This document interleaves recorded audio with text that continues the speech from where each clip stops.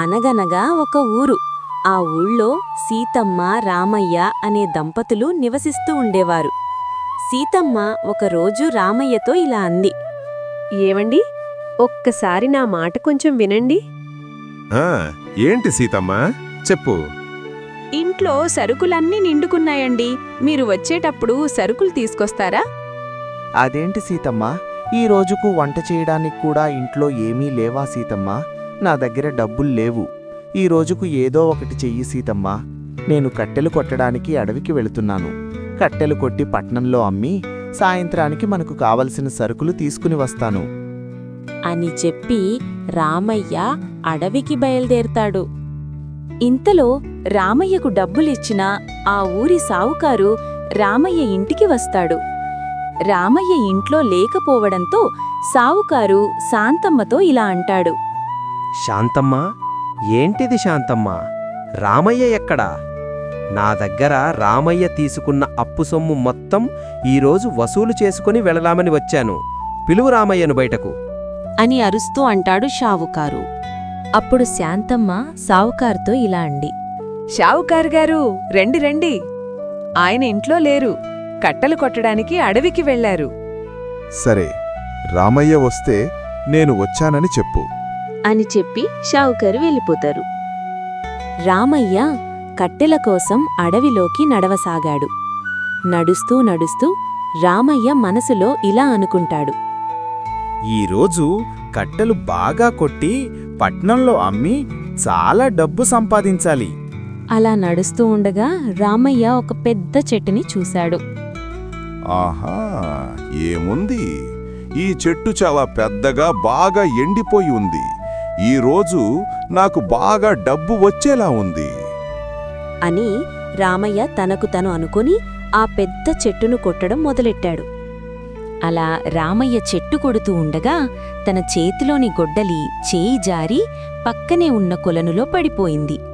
అయ్యో, నా గొడ్డలి! ఇప్పుడు నేనేం చెయ్యాలి? నా గొడ్డలి లేకపోతే నేను కట్టెలు ఎలా కొట్టాలి? నేను కట్టెలు కొట్టి పట్నంలో అమ్మి వచ్చిన డబ్బులతో ఇంటికి కావలసిన వస్తువులు తీసుకుని వెళ్ళకపోతే నా భార్యాబిడ్డలు పస్తులు ఉండాల్సి వస్తుంది. ఇప్పుడు నేనేం చెయ్యాలిరా దేవుడా అని రామయ్య బాధపడుతుంటాడు. ఇంతలో ఆ కొలనులో ఉండే వనదేవత ప్రత్యక్షమైంది. ఎవరు నువ్వు? ఎందుకు బాధపడుతున్నావు? అమ్మా, నా పేరు రామయ్య. నేను పేదవాణ్ణి. నేను కట్టెలు కొట్టుకొని నా భార్యా పిల్లల్ని చూసుకుంటూ ఉంటాను. నేను కట్టెలు కొట్టడానికి ఇక్కడకు వస్తే నా గొడ్డలి ఈ కొలనులో పడిపోయింది తల్లి. నాకు ఆ గొడ్డలి ఒక్కటే జీవనాధారం. సరే రామయ్య, నువ్వు బాధపడకు. నీ గొడ్డల్ని నేను తీసుకొస్తాను అని చెప్పి ఆ వనదేవత కొలను లోపలికి వెళ్ళిపోయింది. కొంతసేపటి తరువాత ఆ వనదేవత ఒక బంగారు గొడ్డలిని తీసుకుని వచ్చి రామయ్యతో ఇలా అంది. రామయ్య, ఈ గొడ్డలి నీదేదా? ఈ గొడ్డలి నాది కాదు తల్లి, నా గొడ్డలి పాతది. ఇది బంగారు గొడ్డలిలా ఉంది. అవునా రామయ్య? సరే అయితే ఒక్క నిమిషం అని చెప్పి వనదేవత మళ్ళీ కొలను లోపలికి వెళ్ళిపోయింది. వనదేవత తన చేతిలో ఇంకొక గొడ్డలి తీసుకుని వచ్చి రామయ్యతో ఇలా అంది. రామయ్య, ఈ గొడ్డలి నీదేదా? ఈ గొడ్డలి నాది కాదు తల్లి. అవునా రామయ్య? సరే అయితే ఒక్క నిమిషం అని చెప్పి వనదేవత మళ్ళీ కొలను లోపలికి వెళ్ళిపోయింది. రామయ్య, ఈ గొడ్డలి నీదేదా? అవును తల్లి, ఇది నా గొడ్డలే. రామయ్య, నీ నిజాయితీని నేను మెచ్చాను. నేను మొదటిసారి బంగారు గొడ్డలి ఇచ్చినా, రెండవసారి వెండి గొడ్డలి ఇచ్చినా ఆశపడలేదు. నీ నిజాయితీని నేను మెచ్చాను రామయ్య.